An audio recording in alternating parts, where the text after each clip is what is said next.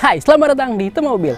Di samping gua sudah ada Wuling REV dan di sini peraturan pemerintah sudah keluar kemarin tanggal 1 April di mana Wuling REV mendapatkan insentif sekitar 10%. Nah, kira-kira dengan insentif tersebut apakah Wuling REV masih worth it untuk dibeli? Penasaran? Saksikan terus di Tema Mobil.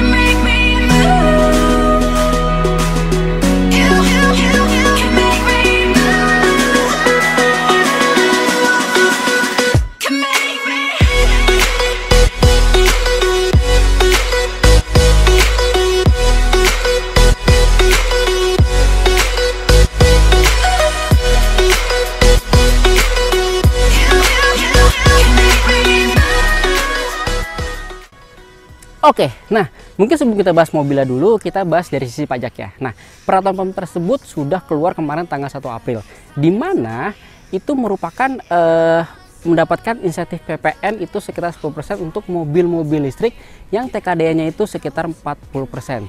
Which is itu memang sudah komponen dari nasional tuh memang udah 40% lah gitu. Dan ini kalau nggak salah insentif tersebut hanya mulai dari bulan April sampai Desember 2023 gitu, dan cuman dua mobil listrik aja, itu Wuling REV dan juga Hyundai Ioniq 5 gitu. Nah, jadi secara pajak itu memang sudah berkurang lah gitu, itu sekitar 10%. Nah, kalau mobil REV yang tipe launch range itu sekitar mungkin berkurangnya itu 26 jutaan, jadi sekitar 270 jutaan, sedangkan standarnya itu 21 jutaan kurangnya, jadi sekitar 220 jutaan.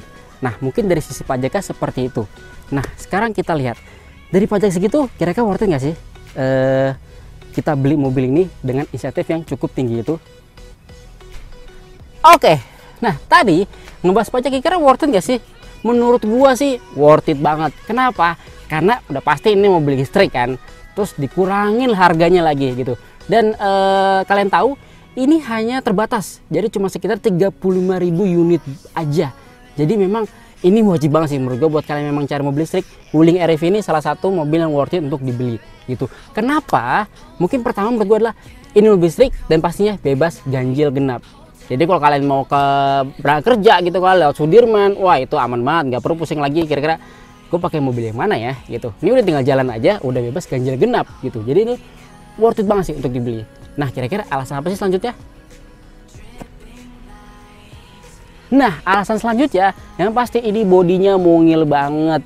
Jadi kalau kalian mau lewatin jalan yang sempit, kayak misalkan jalan daerah perkotaan gitu kan, tuh jalannya sempit banget, tuh kalian bisa sacet banget gitu.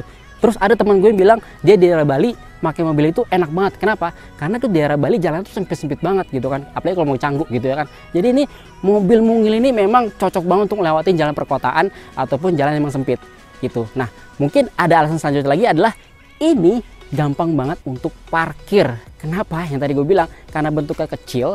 Kalau pakai paralel atau parkir yang lainnya itu tuh gampang banget gitu kan. Jadi nggak usah kita lihat kiri kanan muat gak ya?